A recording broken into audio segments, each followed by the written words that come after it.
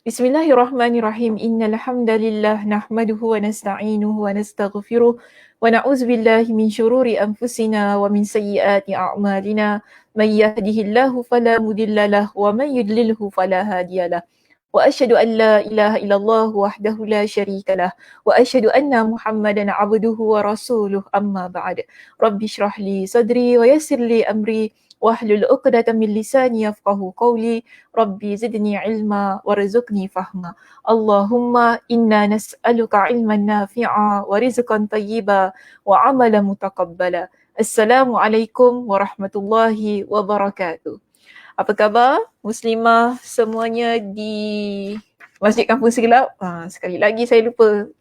Okey, apa khabar semuanya hari ini? Saya harap saya dalam keadaan yang sihat, sejahtera hendaknya kan. Walaupun hari ini hujan, mendung, sejuk kan. Mudah-mudahan kita terus-terusan ceria dalam keadaan yang Allah Subhanahu Wa Taala limpahkan kepada kita dengan rahmat dan nikmat hujan pada hari ini. Okey, baik muslimah, alhamdulillah hari ini kita bertemu sekali lagi untuk menyambung perbincangan berkenaan kitab kita Ad-Da' wa Ad-Dawa. Dan hari ini kita akan masuk kepada satu subtopik yang baru. Subtopik kita ya pada hari ini bertajuk bertajuk korelasi antara doa dan takdir pada muka surat 33. Ya, kita berada di muka surat 33. Jadi kalau sesiapa yang lain halamannya, nombor halamannya sila cari. Tajuknya dia letakkan dengan satu alfabet depannya G, okey, maknanya point G. Kemudian tajuk kepada point G itu ialah korelasi antara doa dan takdir. Jadi korelasi itu maksud korelasi ni dalam bahasa Indonesia lah. Jadi kalau kita nak letakkan dalam bahasa Melayu, bagi saya terbaik kaitan lah, okey. Kaitan antara doa dan takdir pada halaman yang ke-33. Baik, kita baca sedikit terlebih dahulu, kemudian kita akan syarahkannya paragraf demi paragraf pada hari ini insya-Allah. Baik, Imam Ibn Al-Qayyim Al-Jauziyah ketika beliau membuka subtopik ini, beliau mulakan dengan satu pendapat yang bagi saya dia agak kontradik lah dengan apa yang sudah kita bincangkan ya pada sesi-sesi yang lepas.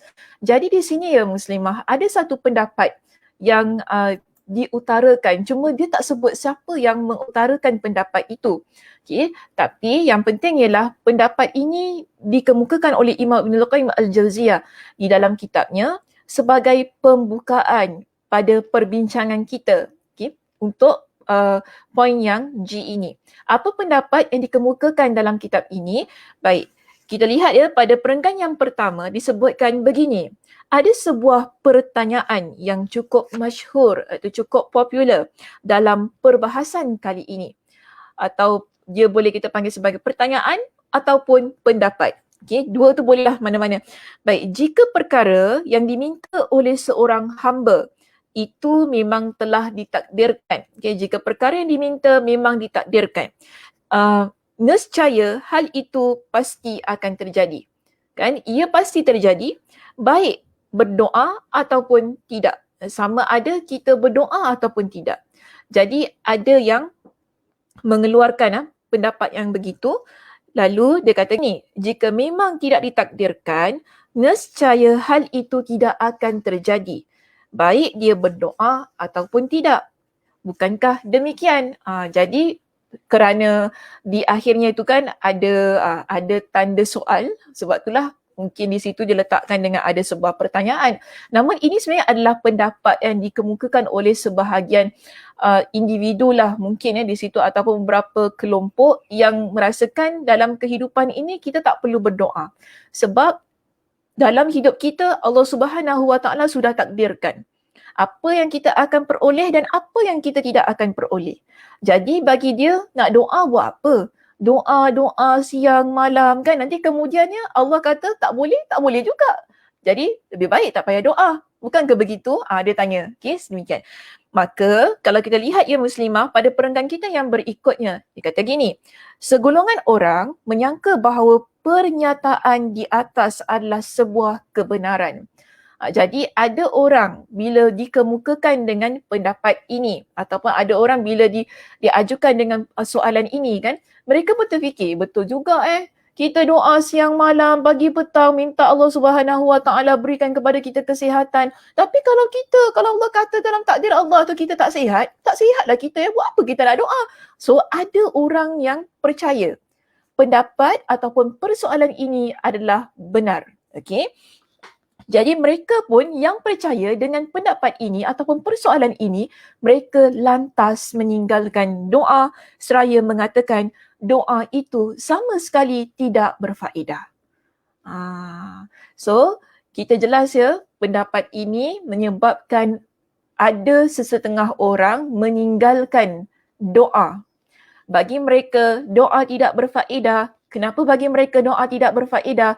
Kerana menurut kepada pendapat mereka, kita bila berdoa, jika sekiranya Allah Subhanahu Wa Taala tidak mahu tetapkan,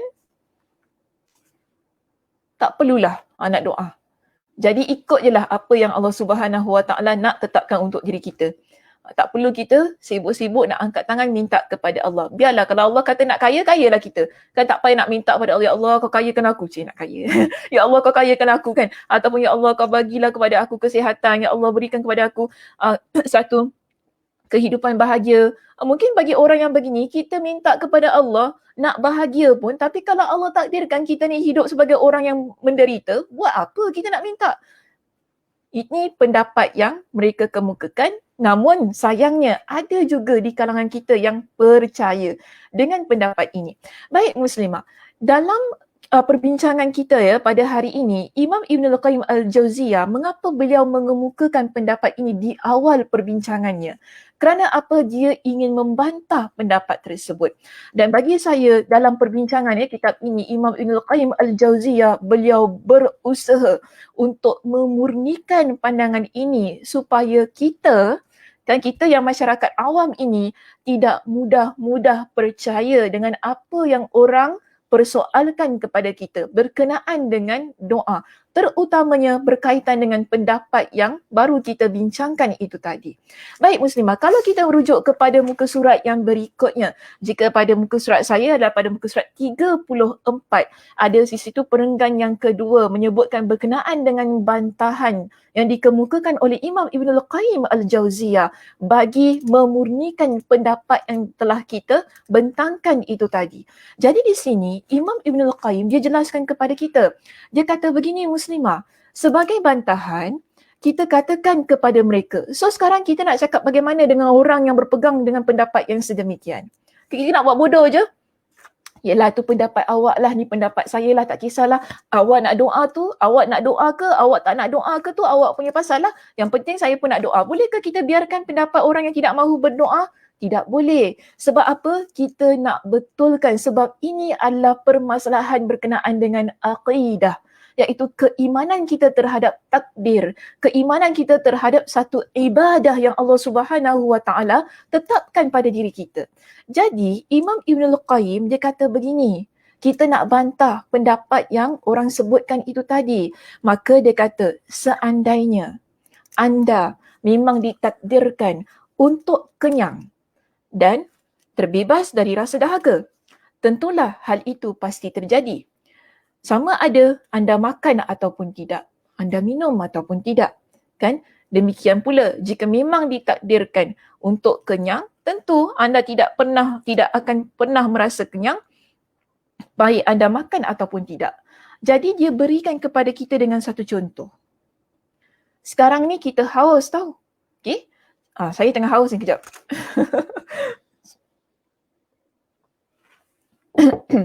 Sekarang ni kita haus. Okay, contoh saya haus. Tapi bila saya berkeyakinan, tak apalah kalau Allah nak takdirkan aku ni hilang rasa haus aku, hilanglah nanti. Buat apa nak minum air? Boleh begitu? Ni saya tanya ni. Okey, bolehkah kita ada satu pandangan yang sedemikian? Tak apalah haus, biarkanlah. Minum air buat apa? Kalau Allah tak takdirkan kita ni hilang rasa haus, kita minum bercawan-cawan pun tetap akan rasa haus. So, biarkan sajalah. Tak payah minum air. Boleh gitu? Tak boleh. Bab ini kita pandai pula. Kalau lapar, kita makan. Cuba kalau lapar tak makan, diam je, tak apalah. Kalau Allah takdirkan saya kenyang-kenyanglah nanti. So kita tunggu je, duduk je, laparnya, lapar tak apa, sabar. Nanti Allah Subhanahu Wa Taala kenyangkan kita. Tapi kalau Allah tak nak bagi kita kenyang, tak payah makan lah. Tak apa, sabar je. Memang takdirnya kita tak kenyang. Boleh begitu? Tak boleh, kan? Kita kena ada ikhtiar. Mesti ada usaha. Bila kita rasa haus, kita minum air. Bila kita lapar, kita makan. Bolehkah kita just nak sandarkan pada takdir begitu? Kan? Betul tak? Okey, itu contoh yang pertama yang dikemukakan oleh Imam Ibnul Qayyim Al-Jauziyah dalam kitab beliau. Kemudian beliau berikan kepada kita dengan satu bantahan yang lain ataupun contoh yang lain untuk membantah pendapat yang telah kita kemukakan tadi. Jadi dia kata gini, kemudian lihat kepada satu sudut yang lain. Iaitu apa? Begitu pula dengan keturunan. Sekarang ni kita nak ada zuriat muslimah. Okey, kita nak ada zuriat dan keturunan. Jadi dia kata gini, sekiranya memang anda ditakdirkan untuk memiliki zuriat keturunan, tentu hal itu pasti akan terjadi. Baik anda menyetubuhi isteri anda ataupun kita sebagai wanita, baik kita bersama dengan suami kita ataupun tidak, kalau Allah Subhanahu Wa Taala nak berikan kepada kita dengan zuriat dan keturunan, adalah nanti. Boleh ke kita kahwin lah, tak apa, tak payah buat apa nanti ada anak, ada lah, tak ada anak, tak ada lah, nak buat macam mana, tak ada Allah macam tu. Boleh gitu? Tak boleh kan, kita pun pelik. Ni kahwin lepas tu tak nak buat apa-apa, lepas tu harapkan anak. Lepas tu mengharap kepada takdir Allah supaya ada anak. Kan pelik keadaan yang sedemikian. Dia masih lagi berbalik kepada usaha untuk mendapatkan satu takdir yang baik dalam kehidupan kita. Kan? Kemudian dia kata gini, namun jika memang tidak ditakdirkan kita ni kan, kalau memang Allah tidak takdirkan, tentu anda tidak akan pernah memiliki keturunan. Oleh sebab itu tidak ada manfaatnya anda kahwin ataupun tidak berkahwin. Buat apa kahwin? Kalau Allah takdirkan kita ada anak pun, tak ada anak pun, itu semua takdir Allah lah. Tapi kalau kita nak ada anak, mesti kahwin. Betul tak? Ke tak payah kahwin? Tak apalah, tak payah kahwin. Single je sampai bila-bila. Lepas tu, kalau nak ada anak, ada. Tak ada anak, tak ada. Ikut takdir Allah. Pelik sungguh pendapat yang begitu. Sebab, kalau ikut kepada logik akal kita, kan, bila kita nak ada zuriat keturunan, dia perlu melalui proses apa? Pernikahan. Kemudian, bersama dengan pasangan. Okay, saya guna perkataan yang lembut lah bersama dengan pasangan. Bersama tu ialah ada persetubuhan dan sebagainya. Baru ada anaknya. Betul tak? So kita tak boleh duduk diam-diam saja. InsyaAllah saya memang nak ada anak tapi saya tak nak kahwin. Macam mana pula tu? Memanglah okey, dia boleh ambil anak angkat dan sebagainya. Tetapi ia tidak sebagaimana yang dimaksudkan oleh Imam Ibnul Qayyim, iaitu perlu ada hubungan badan tu tadi untuk mendapatkan zuriat keturunan yang memang kita kata daripada darah daging kita sendiri. Jadi dua contoh ini boleh menyebabkan kita menjadi orang yang berfikir terhadap apa yang telah dikemukakan pada pendapat yang pertama tadi yang mengatakan doa ni tak ada faedah. Tak perlu berdoa pun. Doa banyak-banyak, kalau Allah kata tak dapatlah. Buat apa nak doa? Kalau kita pegang kepada contoh yang telah dibentangkan oleh Imam Ibnul Qayyim dalam kitabnya. Dia katakan kepada kita setelah perenggan yang saya bacakan tadi, dia kata begini, adakah orang yang berakal, kita ni muslimah, Allah Subhanahu Wa Taala berikan kepada kita dengan akal fikiran untuk berfikir. Kan? Jadi Imam Ibnul Qayyim tanya gini, So, kita ni orang yang berakal. Bila orang yang berakal ataupun manusia pada umumnya lah, kita ni manusia umumnya yang boleh fikir, yang akan berpendapat seperti itu. Maksudnya yang tadilah kan, kalau kita lapar, tak perlu makan. Sebab kalau Allah tak takdirkan kita kenyang pun kita tak kenyang juga, jadi tak payah makan. Adakah kalau kita manusia normal kita fikir sedemikian? Bagi saya tidak ada. Memang tak ada pula, takkanlah kalau kita lapar, kita nak biarkan tunggu je nanti Allah kenyangkan kita. Tak ada. Sebab ini adalah satu kebiasaannya yang berlaku dalam kehidupan kita. Jadi dia kata begini, haiwan ternak sahaja, dia letakkan pada satu contoh yang lain berkenaan dengan binatang, berkenaan dengan haiwan. Okay, dia kata haiwan ternak sahaja diberikan satu naluri untuk berinteraksi dengan faktor penyebab dalam rangka menjaga kelangsungan hidup mereka.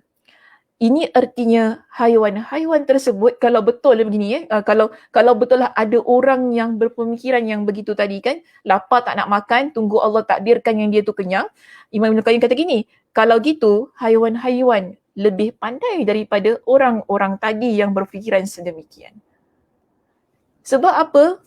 Binatang bila dia lapar, dia cari makan, betul tak? Kucing, dia lapar, dia mengiau. Dia lapar, dia cari makan. Kan? Kita faham, oh dia lapar lah, kesian. Kita beri dia makan. Itu adalah usaha dia untuk memberitahu kepada kita dia ingin makan. Contohnya saya kata, maknanya apa? Dia ada naluri untuk berusaha mencari satu kelangsungan hidup. Jika binatang sedemikian keadaannya Allah ciptakan, mengapa kita sebagai manusia yang Allah berikan dengan akal fikiran yang Masya Allah Tabarakallah ini tak boleh berfikir dengan baik berkenaan dengan doa itu tadi. Jadi dia kata gini, kalau orang yang nak berpegang dengan mengatakan bahawa doa adalah perkara yang tidak memberikan faedah kepada kita kerana belum tentu Allah berikan kepada kita dan kita ikut sahaja apa yang Allah Subhanahu Wa Taala takdirkan bagi hidup kita. Pendapat ini kalau kita boleh fikirlah kan sebagaimana contoh-contoh yang telah beliau berikan itu tadi, jelas kepada kita bahawa pendapat itu adalah pendapat yang tidak benar. Okey, pendapat itu adalah pendapat yang tidak benar. Yang mana kerana begini ya, saya lompat jauh sedikit okey daripada perbincangan kita ini. Paragraf 1 selepas tadi kan, adakah orang berakal? Okey, paragraf 1, 2, 3, 4, 5, 6. Ada 6 paragraf yang kita tinggalkan, terus masuk kepada pendapat yang benar. Cuba cari. Ada satu paragraf yang bermula dengan perkataan pendapat dengan ayat pendapat yang benar ialah. Okey, cuba cari. Saya berikan masa, cari. Dalam kitab, pendapat mereka ini, pendapat yang benar ialah, kalau dalam buku saya, muka surat 35. Ya, dalam buku saya muka surat 35. Jadi, pendapat yang benar ialah apa yang ditakdirkan itu terjadi kerana adanya sejumlah sebab. Dalam kehidupan kita ini muslimah, apa-apa yang terjadi dia ada sebab yang menyebabkan hal itu berlaku. Okey, ia adalah perkara yang menyebabkan hal itu berlaku. Dan di antara sebabnya adalah doa. Kan antara sebabnya adalah doa yang kita panjatkan kepada Allah Subhanahu Wa Taala. Dan Imam Ibn Qayyim kata begini, tidak mungkin sesuatu itu ditakdirkan terjadi begitu sahaja. Allah takkan biarkan sesuatu perkara itu terjadi tanpa ada sebab yang sebelumnya kita buat yang menyebabkan benda itu terjadi. Kenapa saya mengajar secara online sekarang ini? Sebabnya apa? Masjid ditutup.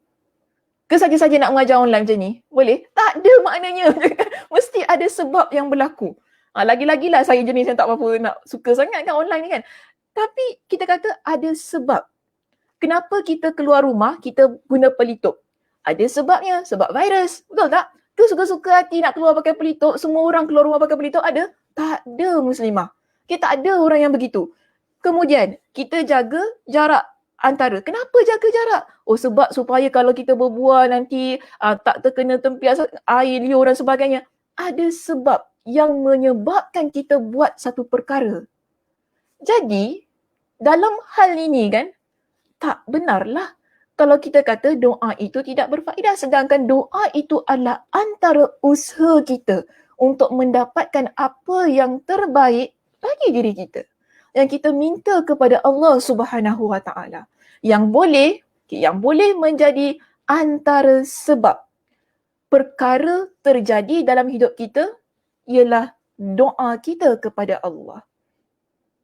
So kena ingat, tentang apa yang saya sebutkan tadi. Dia mesti ada sebab, barulah ada akibatnya. Maknanya barulah ada hasilnya yang kita buat, kemudian dia terjadi. Dia tak boleh jadi macam itu saja. Kan tiba-tiba je laptop on macam tu kan. Kalau tiba-tiba je on, mesti dia ada something wrong. Ada benda rosak. Tak Zaza, ada makhluk halus, tak apalah saya makhluk kasar. Jadi tak apalah kan, ada makhluk halus, ada makhluk kasar. So kita mungkin ada sebab-sebab yang dia terjadi. Yang penting ada sebabnya mengapa ia terjadi. Okey, baik. Seterusnya, jika seorang ia pasti memiliki kaitan dengan sebab. Maknanya apa-apa yang berlaku dalam hidup kita, dia mesti ada kaitan dengan sebab yang kita buat sebelumnya.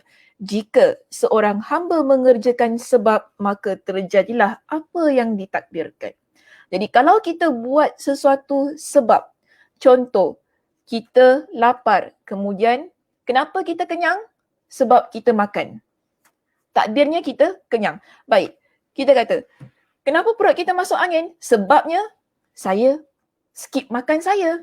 Itu sebabnya. Tiba-tiba perut masuk angin tu kan. Tak boleh jadi sedemikian. Dia selalunya ada sebab. Kenapa kita sakit?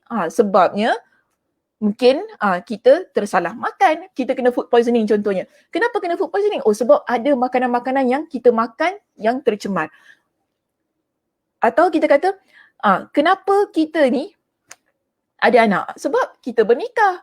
Kerana berlakulah apa-apa yang seharusnya berlaku ketika bernikah, sebab tu kita ada anak. Jadi, di sini muslimah, Imam Ibn Qayyim kata, doa adalah antara sebab mengapa sesuatu perkara terjadi. Biasa kan dalam hidup kita, kita minta sesuatu kepada Allah. Kemudian ia terjadi. Betul tak? Kerana apa ia terjadi?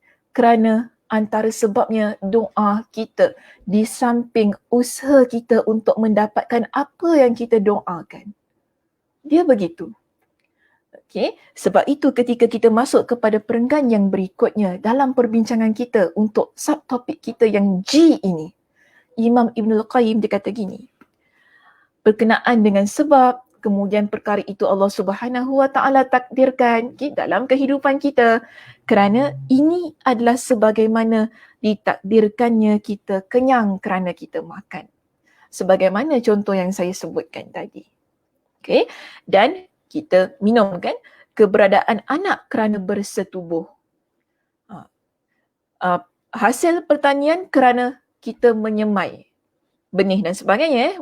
Kita dapat pertanian, kita dapat satu hasil pertanian yang hebat kerana apa? Ada benih yang kita tanam. Boleh ke padi tumbuh macam tu saja? Tak boleh, dia mesti ada benih di situ yang kita tanam, yang kita semai kan, yang akhirnya menyebabkan tumbuhlah padi dan sebagainya. Dan kematian ternak disembelih ataupun binatang itu terkena penyakit dan sebagainya, dia mati. Dan yang paling cantik bagi saya di sini, Imam Ibn Qayyim berikan satu lagi contoh yang boleh kita fikirkan ialah, dan kita masuk syurga atau neraka kerana amal perbuatan kita. Ada amal yang kita buat yang menyebabkan kita masuk ke dalam syurga. Ada dosa yang kita buat yang menyebabkan kita masuk ke dalam neraka. Allah Subhanahu Wa Taala Maha Adil muslimah. Allah takkan masukkan kita ke dalam neraka saja-saja. apalah Sakinah ni aku nak masuk dalam neraka lah, masuklah sudah kau masuk. Tak ada, Allah tak begitu. Tapi mesti ada sebab kenapa kita masuk neraka. Dan na'udzubillahi min zalik lah. Contoh, kita masuk syurga, mesti ada sebab. Mana ada amalan-amalan yang kita buat. Orang suka kita. Kenapa orang suka kita? Akhlaknya baik. Tutur katanya Masya Allah Tabarakallah. Berbudi bahasa. Tidak menyakitkan hati orang lain. Itu sebab yang menyebabkan orang senang dengan kita. Tapi kenapa orang tak suka kita? Kerana mulut kita jahat, kan, suka cakap fitnah orang sana sini, jadi batu api, suka menghina orang lain. Itu adalah sebab kenapa orang tidak suka kita. Jadi jelas kepada kita muslimah, kalau kita inginkan sesuatu terjadi, ya, selalunya ia diiringi dengan perkara-perkara lain yang kita buat ataupun kita usahakan dan ikhtiarkan agar ia terjadi. Tapi saya nak kata gini, setelah kita usahakan namun ia tidak terjadi sebagaimana yang kita inginkan, baru kita kata ini adalah memang takdir Allah. Jangan belum lagi kita usaha, belum lagi kita buat itu, belum buat ini, tak apalah dah takdir Allah. Contoh kan, kita ni tak kerja. Kemudian kenapa tak kerja, takdir Allah, saya tak kerja, boleh gitu? Kenapa tak ada duit, takdir Allah, aku tak ada duit, nak buat macam mana gitu, boleh? Tak boleh, maknanya mesti ada usaha dalam kehidupan kita yang menjadi penyebab kepada sesuatu takdir. Tapi kalau kita just duduk, tunggu dan sebagainya, sama juga macam doa tadi kan. Tak payah doa lah, tunggu je lah, kalau apa nak jadi-jadilah. Buat apa doa-doa ni, kalau Allah nak kata tak jadi, tak jadilah. Buang masa je kan. Ada saya pernah jumpa dengan orang yang begini. Yang beritahu kepada saya, buang masa je lah doa-doa ni semua. Kan tak payahlah ustazah kita nak doa-doa macam ni. Bukannya jadi pun, bukan Allah nak bagi pun apa. Kalau Allah tak bagilah. Tak boleh kita ucapkan perkara yang sedemikian. Sebab satu, kalau mungkin masih ingat lagi, bila kita kata begitu, ada something wrong dengan husnuzan kita kepada Allah muslimah. So kena jaga baik-baik penuturan kita ya ketika kita berbincang tentang hal doa ini. Doa tu selalunya nampak macam simple kan. Ustazah Sakinah dia bincang pasal doa daripada aku rasa daripada macam lepas habis raya, lepas tu dah masuk hari raya haji. Hari raya haji pun dah habis, nak masuk bulan Muharram pun. Tak, settle-settle je bincang pasal doa. Kan kita selalu kata gini, doa tu simple, angkat tangan kau doa lah pada Allah apa kau nak doa. Doa je lah, ikut suka hati lah apa kau nak doa. Tapi kalau sekiranya kita tak faham tentang konsepnya, tentang teorinya, adab, syarat dan juga kefahaman berkenaan dengan doa itu sendiri, kita akan buat perkara yang salah pada perkara ataupun benda dan ibadah yang simple. Okey? Kita akan buat perkara yang salah pada ibadah yang kita rasa ianya simple. Sebab itu kita perlu ada ilmu ketika kita nak cakap berkenaan dengan doa. Nampak simple tapi bila bincang, wow, dia bukan sesimple yang kita fahami ataupun yang kita sangkakan. Okay? Ada banyak cabang berkaitan dengan doa ini yang perlu kita faham. Antaranya ialah berkaitan dengan takdir, doa dan takdir itu. So sekarang bagi saya pada hari ini kita sebenarnya dah berjaya menumpaskan, dia punya ayat macam nak pergi perang. Kita dah berjaya menumpaskan pendapat yang salah itu tadi. Bila kita fikirkan dengan akal yang Allah Subhanahu Wa Taala berikan kepada kita berkaitan dengan bagaimana untuk kita tolak pendapat yang begitu. Kalau ada orang datang pada kita dan dia kata kepada kita, lah Ram, kau tak payahlah doa banyak-banyak Ram, kau doa-doa pun bukan jadi, kau tengok aku tak doa pun Allah bagi je apa aku nak, kau doa daripada dulu kau tak dapat kan Ram, gitu. Orang cakap kita pun kebil, tengok je kita kebil untuk dia kan. Cuba cakap dengan dia, okeylah kalau kau lapar kau tak payah makan lah, aku tengok macam mana takdir kau, Allah bagi kau kenyang ke tidak. Masa tu pun dia terkebil-kebil balik tengok kita kan. So begitulah keadaannya, maknanya kita adalah orang yang berilmu. Bila kita jumpa dengan orang yang memberikan kepada kita dengan pendapat yang sedemikian. Okey, baik. So kita lihat begini muslimah. Bila Imam Ibn Al-Qayyim dia dah jelaskan berkenaan dengan syurga, neraka, kenapa kita masuk ke dalam syurga dan neraka kerana amal dan perbuatan. Maka dia kata demikianlah pendapat yang benar, namun hal ini tidak pun disinggung, maknanya dia pun tak singgung ni maksudnya nak cakap tak touch pula. Tidak disentuh oleh orang yang berpendapat begini. Yang mana seharusnya dia itu berfikir dengan lebih baik berkenaan dengan hal-hal yang kita panggil lebih tepatlah berkaitan dengan doa itu tadi. Jadi ya muslimah, kalau buka pada muka surat yang berikutnya iaitu muka surat 36, di situ disebutkan begini. Jika demikian, kata doa adalah faktor penyebab paling kuat. Tidak benar bila kita kata ataupun kita pegang kepada satu pendapat, doa tidak berfaedah. Mana tak betul lah kalau kita kata begitu. Jadi senang, kau jangan makan lah, makan tak ada faedah. Jangan minum lah, minum pun tak ada faedah. So jangan kahwin lah, kahwin pun tak ada faedah. Semua benda tak ada faedah, kau tunggu je Allah nak bagi kau apa. Senang kita cakap begitu kepada orang yang ada pendapat yang sedemikian. Jadi kita nak rumuskan berkenaan dengan perbincangan kita pada hari ini, sebagaimana yang dirumuskan oleh Imam Ibn Al-Qayyim dalam perbincangan beliau. Maka beliau kata begini, jika demikian, doa merupakan salah satu faktor penyebab yang paling kuat. Apabila apa yang diminta dalam doa ditakdirkan terjadi dengan sebab doa tersebut, maka tidak benar jika dikatakan bahawa doa itu tidak ada faedahnya. Sebagaimana apabila dikatakan bahawa tidak ada faedah dari makan, minum serta segala bentuk aktiviti dan perbuatan. Padahal tidak ada sebab yang lebih bermanfaat selain daripada doa serta tidak ada cara yang lebih cepat untuk mendapatkan apa yang diinginkan melebihi doa. Selalu kan kita kata, minggu lepas pun kita bincangkan berkenaan dengan kekuatan doa. Doa adalah senjata bagi diri kita. Betul tak? Di sini kita betul usaha, tapi usaha kalau tidak ada doa pun tak guna. Sama juga, doa tanpa usaha pun tak guna. Jadi semuanya perlu seiringan. Sama-sama kita buat. Kita doa, usaha pun usaha. Macam kita sakit. Kemudian kita, adakah ia cukup sekadar mengangkat tangan, mendadatangani di hadapan Allah, minta supaya Allah Subhanahu Wa Taala berikan kesembuhan kepada kita? Ia tak cukup begitu muslimah. Ia memerlukan kepada usaha, kita jumpa doktor, kan, kemudian minta obat, makan obat, ikut dengan cara-cara yang telah, ataupun dengan waktu, cara yang betul, yang telah ditetapkan, kita makan. Di samping kita doa kepada Allah, ya Allah, aku mohon kesembuhan, kan, dengan moga-moga Allah Subhanahu Engkau berikan aku kesembuhan daripada penyakit ini. Itu namanya cara yang betul. Kalau kita hanya berpada minta kepada manusia, contohnya, minta kepada doktor, kan, doktor saya sakitlah, boleh tak sembuhkan saya? Doktor tidak memiliki kuasa untuk memberikan kesembuhan kepada kita. Apa yang doktor buat itu adalah usaha. Yang mengizinkan kita sembuh adalah Allah melalui usaha yang dilakukan oleh doktor. Sama juga kita. Bila kita makan obat, itu adalah usaha. Kan yang kita buat melalui makan obat itu tadi yang menyebabkan kita sembuh. So di sini, kita tak bolehlah mengenepikan langsung satu usaha yang memerlukan kepada bantuan manusia dan juga usaha yang lebih besar lagi iaitu doa. Kedua-duanya penting.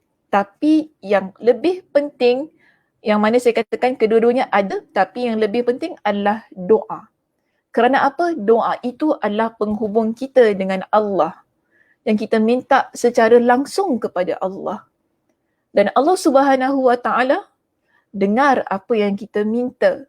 Dan Allah Subhanahu Wa Taala tahu bila masanya dan apa keadaan yang terbaik untuk berikan kepada kita. So kalau setelah berusaha lalu kita kata apa yang berlaku itu adalah takdir Allah, baru tepat. Okey, baru tepat. Jadi dia kata begini, kalau kita lihat ya daripada contoh, sekarang kita nak masuk kepada contoh di kalangan para sahabat. Kalau kita rujuk kepada kehidupan para sahabat, adakah para sahabat Nabi radhiyallahu anhum tu semua mereka meninggalkan doa?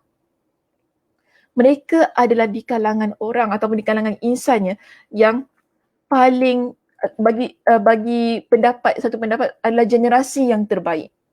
Generasi yang terbaik yang sentiasa menuruti ajaran dan petunjuk Nabi SAW. Tetapi tidak ada di kalangan mereka yang berpegang dengan pendapat yang kita bincangkan dalam topik ini, iaitu yang menolak untuk berdoa kerana merasakan doa tidak berfaedah. Para sahabat radhiyallahu anhum, mereka adalah orang yang banyak berdoa. Kerana apa? Nabi SAW sendiri adalah orang yang banyak berdoa. Jadi ya muslimah, kalau kita lihat pada perenggan kita di situ, disebutkan para sahabat radhiyallahu anhum adalah orang yang paling mengenal Allah dan Rasulnya serta paling memahami ajaran agama kita ini dari kalangan umat ini. Kerana apa? Mereka adalah orang dan insan yang duduk dekat dengan Nabi. Orang yang duduk dekat dengan Nabi SAW. Jadi mereka ni dapat ilmu berkenaan dengan agama kita ini direct terus daripada Nabi. Tidak melalui tangan ke tangan. Kalau kita ni daripada generasi demi generasi barulah sampai kepada kita, kan, berkenaan dengan ilmu itu tadi. Jadi oleh sebab itu mereka adalah orang yang paling baik dalam berdoa dan teguh dalam melaksanakan syarat-syarat mahupun adab-adabnya dibandingkan dengan selain mereka, nak dibandingkan dengan kita ni muslimah. Okay, para sahabat Nabi adalah orang yang berpegang teguh dengan syarat melaksanakan semua perkara-perkara yang berkaitan dengan doa kalau nak dibandingkan dengan kita. Kerana apa? Ilmu yang mereka miliki berkenaan dengan doa ini, mereka terima langsung daripada Nabi SAW. Sebab itu kita lihat mereka tidak ada yang meninggalkan doa. Tidak ada di kalangan mereka yang kata doa tu tak berfaedah, tak berguna kita doa sebab akhirnya berbalik kepada takdir Allah. Tidak ada di kalangan mereka yang berpegang dengan pendapat itu. Kerana apa kita lihat begini? Di hadapan mata mereka dan ajaran yang mereka dapat daripada Nabi SAW menunjukkan bahawa Nabi sendiri adalah insan yang paling banyak berdoa. Segenap kehidupan Nabi. Kan sekarang ni muslimah, kita tahu kan dalam kehidupan kita, bila kita start celik mata, kita ada doanya. Seterusnya sampailah kita nak tidur nanti malam, ada doanya. Setiap aktiviti yang kita buat, ada doanya.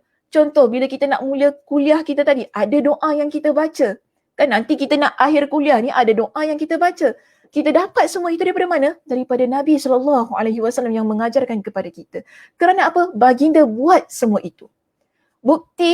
Satu bukti yang menunjukkan bahawa Nabi insan yang Allah Subhanahu Wa Taala cinta, yang dipanggil sebagai Khalilullah, kekasih Allah, yang bagi kita sama ada Nabi doa ke tak doa, Allah Subhanahu Wa Taala akan tetap tolong Nabi. Tapi Nabi masih lagi angkat tangan minta kepada Allah. Betul tak? Kan? Nabi masih angkat tangan minta kepada Allah. Bahkan Nabi ajarkan kepada para sahabat dan ilmu itu sampai kepada kita pada hari ini berkaitan dengan doa. Antaranya muslimah, bila kita lihat dalam hadis ini, Nabi SAW berdoa dengan doa ini. Ketika Aisyah radhiyallahu anha ditanya tentang doa, apakah yang paling banyak Nabi baca? Ini ada seorang sahabat tanya kepada Aisyah radhiyallahu anha. Dia tanya kepada Aisyah sebab Aisyah kan isteri Nabi. Jadi isteri Nabi orang yang dekat dengan Nabi, maka pasti isteri yang dekat dengan suaminya ini dia akan tahu apa ucapan, apa perbuatan, apa doa kan yang paling banyak Nabi baca. Jadi dia tanya kepada Aisyah, "Ma kana aktsaru ma kana yad'u bihi an-nabiy sallallahu alaihi wasallam?" Apakah doa yang paling sering dibaca oleh Nabi sallallahu alaihi wasallam? Maka Aisyah pun kata, qalat kana aktsaru du'aihi. Doa yang paling sering dibaca oleh baginda adalah Allahumma inni a'udzubika min syarri ma 'amiltu wa min syarri ma lam a'mal ba'du. Ya Allah, aku berlindung kepadamu dari keburukan sesuatu yang telah aku lakukan dan dari keburukan sesuatu yang belum aku lakukan. Hadis ini adalah riwayat Imam An-Nasa'i, status hadisnya adalah sahih. Jadi Aisyah jelaskan kepada sahabat yang tanya kepada Aisyah berkenaan dengan doa yang sering Nabi SAW baca. Daripada hadis ini muslimah, bagi saya ada 2 poin penting. 1, Jelas kepada kita, para sahabat tahu Nabi adalah orang yang banyak berdoa. Okay.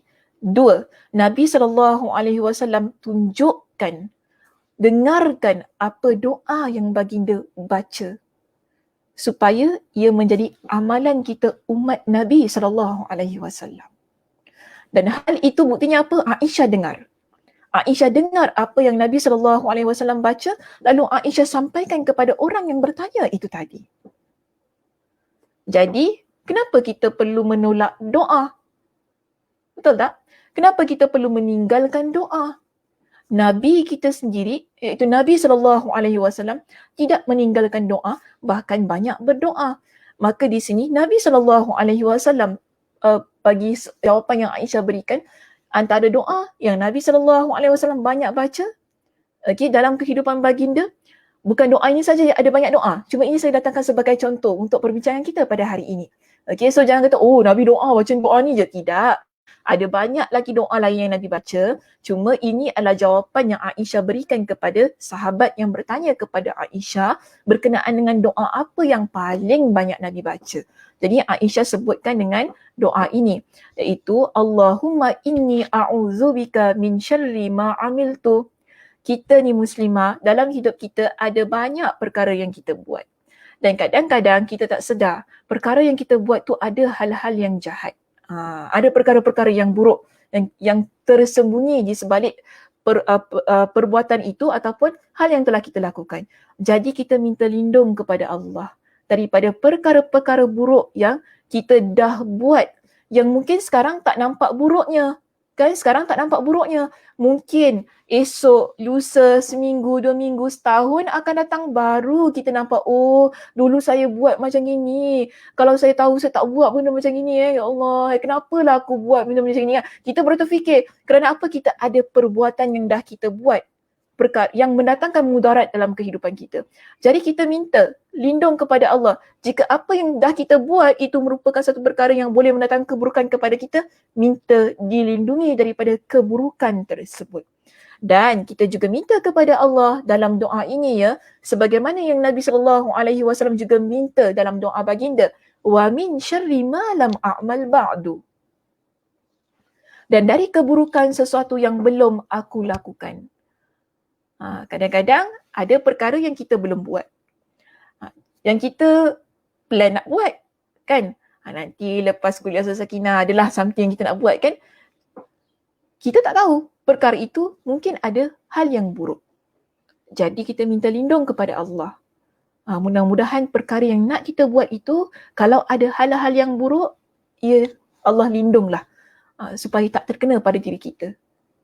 Okay, so inilah maksud yang terkandung dalam doa yang paling banyak Nabi SAW baca sepanjang hayat baginda.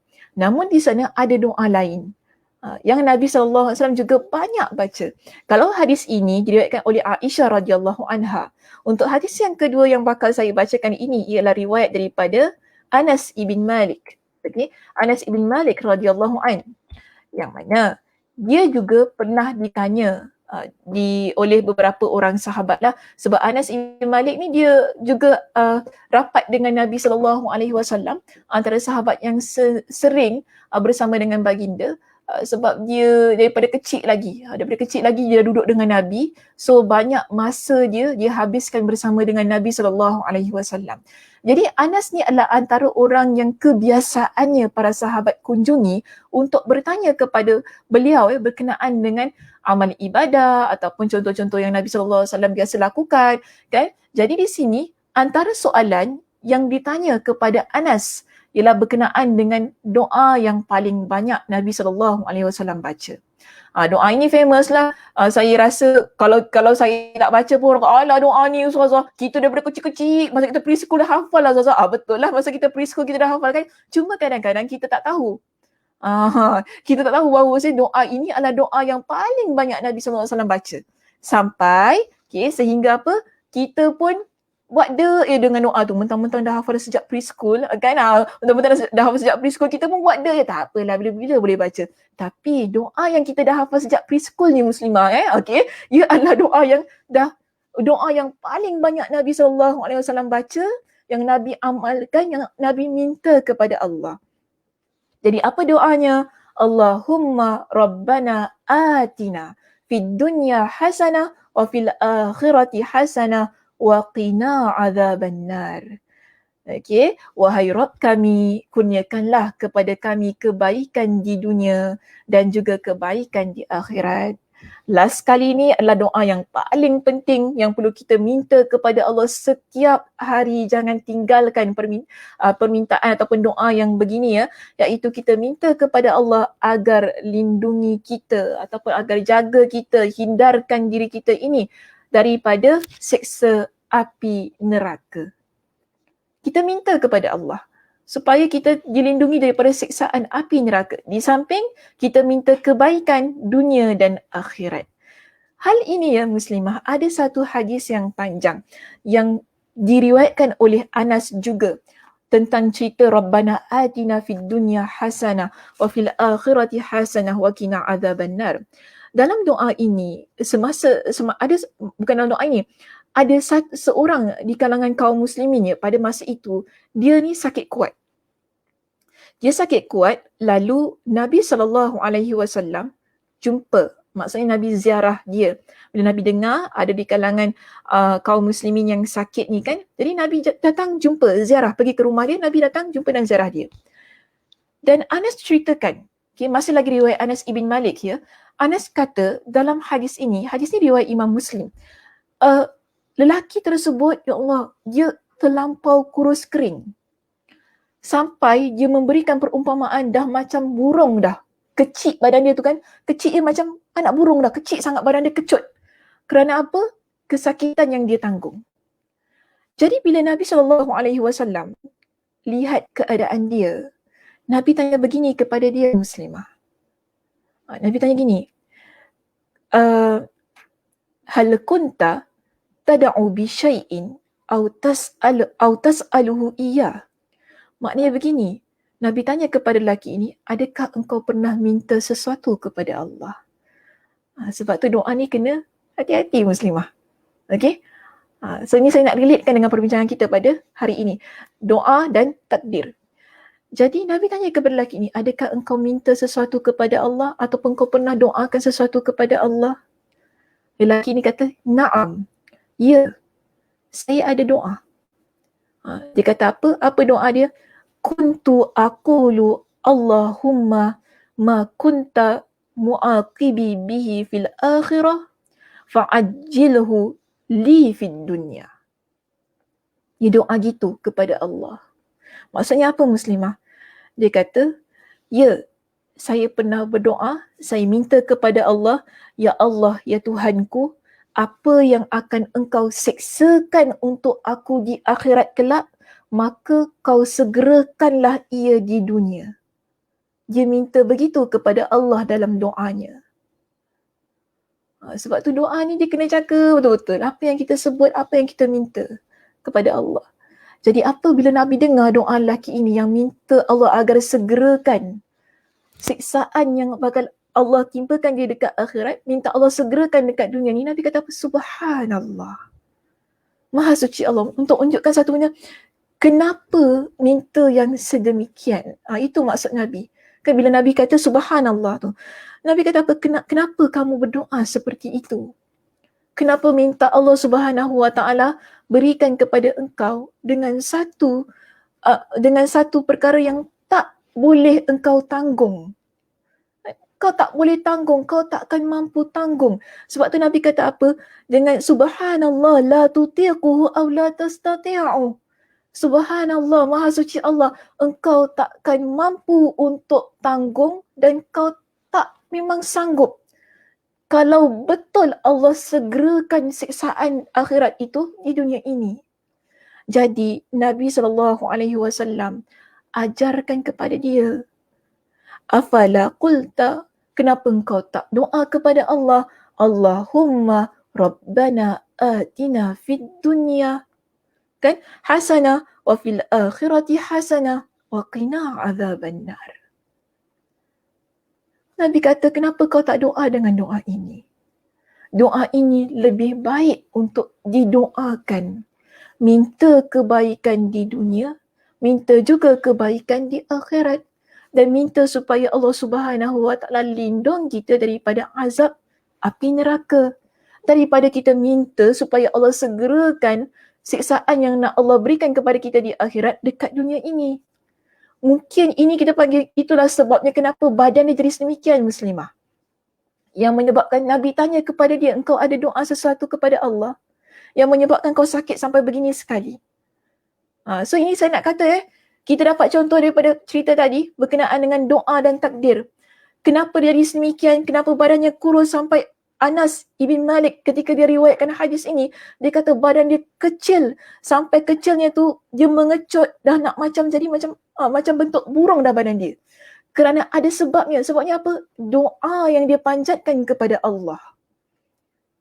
Sebab tu Nabi tanya, engkau ada doa apa-apa tak? Dan dia beritahu kepada Nabi doa yang dia panjatkan kepada Allah. Nabi kata, subhanallah, kenapa doa yang sedemikian? Ini sebabnya. Lalu Nabi SAW ajarkan kepada dia dengan doa ini. Yang akhirnya kan dalam hadis ini disebutkan, Anas pun kata, lalu Rasulullah SAW berdoa kepada Allah dengan doa itu kan, yang Nabi pun ajarkan kepada dia supaya dia baca. Akhirnya apa yang berlaku? Allah sembuhkan lelaki itu tadi. Jadi sedia kala. Sihat jadi sebagaimana biasanya. Sebab itu, kita ini, satu bila nak doa, doa yang baik-baik. Okey, doa yang baik-baik, doa minta sesuatu yang kita mampu untuk tanggung. Kedua, kena ingat, kadang-kadang apa yang berlaku dalam hidup kita, ia adalah sebab daripada doa yang kita panjatkan kepada Allah. Yang mana kita tak sedar. Ia berlaku kerana apa? Doa yang kita minta kepada Allah itu tadi. Sebab itu penting kita perbaiki cara kita berdoa. Apa yang kita minta, lafaz yang kita panjatkan kepada Allah, ungkapan-ungkapan yang kita minta kepada Allah. Supaya bila Allah takdirkan apa yang kita minta, ia menjadi sesuatu yang kita mampu untuk tanggung, muslimah. Jadi, jelas kepada kita. Okay, itu adalah penutup kepada perbincangan saya pada kuliah kita hari ini. Yang mana kita tidak boleh meninggalkan doa. Ia akan berlaku sesuai dengan apa yang kita minta. Jadi sebab itu, minta yang baik-baik. Terbaik ialah kalau kita nak minta kepada Allah, mintalah dengan doa yang biasa Nabi SAW gunakan untuk berdoa. Jadi antaranya ialah yang dah saya kongsikan itu tadi. Rabbana atina fid dunya hasanah wa fil akhirati hasanah wa qina adzabannar. Wallahu a'lam bissawab. Okay, muslimah, jika sekiranya ada soalan yang ingin diajukan, dipersilakan. InsyaAllah kita boleh ambil satu ataupun dua soalan. Jika ada, dipersilakan.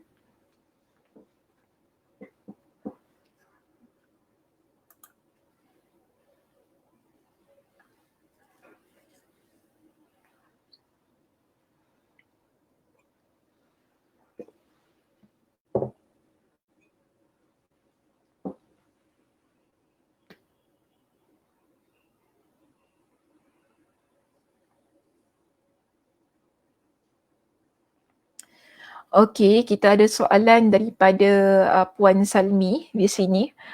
Salam Ustazah, Puan Salmi.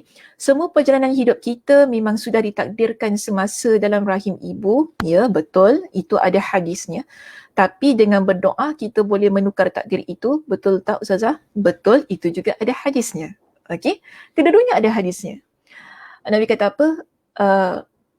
La yaruddul qada illa bid-du'a. Qada itu ataupun takdir itu dia tidak boleh diubah melainkan dengan doa. Okay, ada hadisnya yang Nabi SAW ucapkan sedemikian. Sebab itu kita diminta supaya berdoa kepada Allah. Jika ada perkara-perkara yang Allah Subhanahu Wa Taala takdirkan berkenaan dengan hidup kita yang Allah nak takdirkan sedemikian kan? Tapi kenapa ia berubah? Kerana doa yang kita minta kepada Allah. Jadi ini juga antara sebab kenapa kita tidak boleh meninggalkan doa.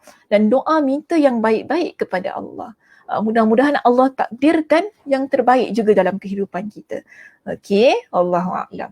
Okay, ada soalan yang lain? Baik, kita ada soalan daripada Nur di situ. Betul tak kalau kita katakan kerana Allah Maha mengetahui atas pilihan kita, nak doa atau usaha dan sebagainya ataupun tidak, maka terjadilah takdir kita. Contoh, tak nak doa, tak nak usaha, tak nak ibadah, lalu takdirkan masuk ke neraka. Macam mana? Okey, dia... Sekejap, saya kena baca slow-slow ni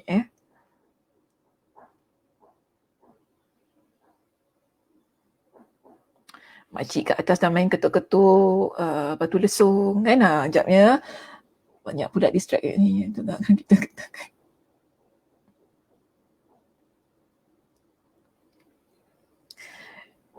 Kalau saya ambil kepada statement yang pertama depan tu, dia dah macam statement kita yang kita bincangkan tau di awal perbincangan ini. Kan?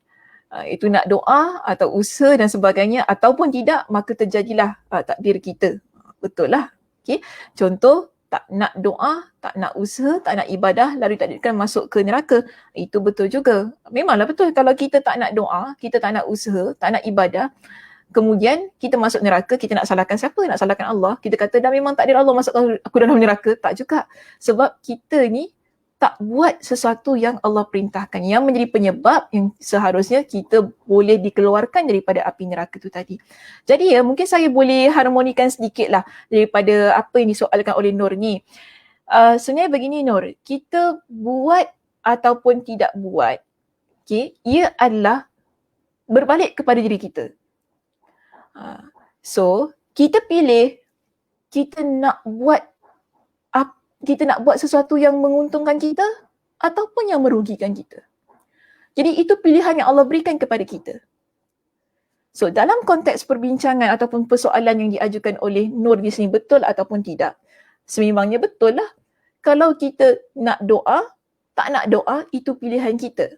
Tapi seharusnya sebagai seorang Muslim yang beriman kepada Allah, yang tahu bahawasanya Allah Subhanahu Wa Taala akan tetapkan kepada kita yang terbaik sebagaimana apa yang kita minta. Jika sekiranya kita minta itu adalah sesuai dengan pada ilmu Allah yang maha berilmu, maha mengetahui itu terbaik untuk diri kita, ia akan berlaku sebagaimana yang kita doakan.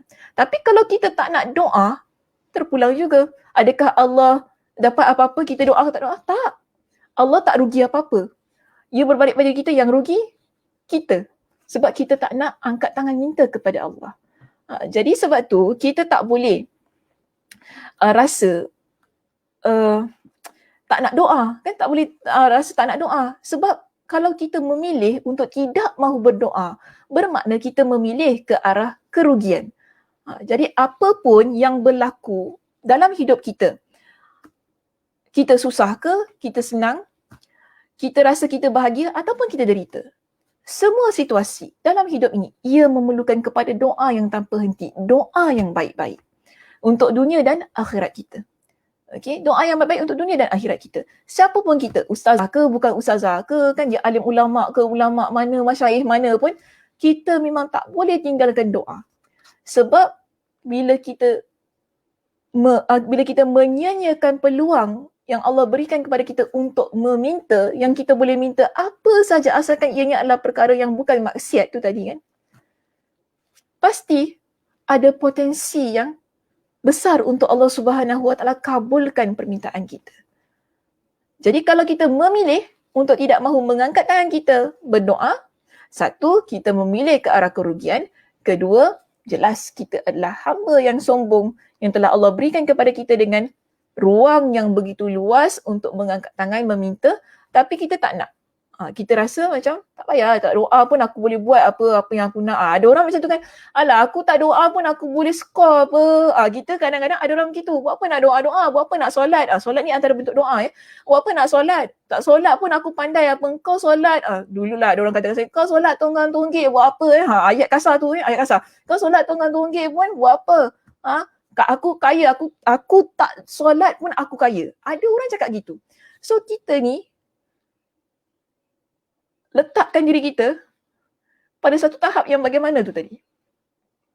kesombongan, jelas. Okey, letakkan diri kita pada tahap satu kesombongan yang mana kita rasa tak perlu untuk minta kepada Allah. So, ia semua berbalik kepada diri kita. Nak doa ataupun tak nak doa. Tapi muslimah yang bijak, dia mesti akan pilih sesuatu yang terbaik untuk diri dia dunia dan akhirat. Maka berdoalah kepada Allah. Okey, saya rasa itu sahaja perbincangan kita untuk hari ini. Terima kasih kepada semua yang mengikuti kuliah kita pada hari ini. Okey, yang sama-sama sampai hujan pun dah berhenti, alhamdulillah juga ya. Sampai makcik kat atas yang ketuk water lesung pun dah berhenti. Okey, dia pun dah berhenti ketuk-ketuk. So kita siapa yang nak masak lepas ni silakanlah masak untuk petang ke apa kan. Jadi insya-Allah kita akan jumpa pada minggu hadapan untuk menyambung sebab perbincangan ini dia tak habis lagi. Imam Ibn Qayyim dia ada berikan kepada kita dengan dalil-dalil lah untuk menyokong statement beliau dan sebagainya. So saya nak kuatkan lagi perbincangan kita pada hari ini. InsyaAllah pada minggu depan kita akan masuk kepada hadis Nabi, kepada ayat Al-Quran kan, supaya lebih jelas perbincangan berkaitan kaitan doa dan juga takdir ini, bagaimana Al-Quran dan hadis melihat doa dan takdir itu ada kaitan yang begitu rapat. Okey, taib muslimah, itu sahaja perbincangan kita pada hari ini. Saya tutup dengan tasbih kafarah. Subhanakallahumma wa bihamdika asyhadu an la ilaha illa anta astaghfiruka wa atubu ilaik. Assalamualaikum warahmatullahi wabarakatuh.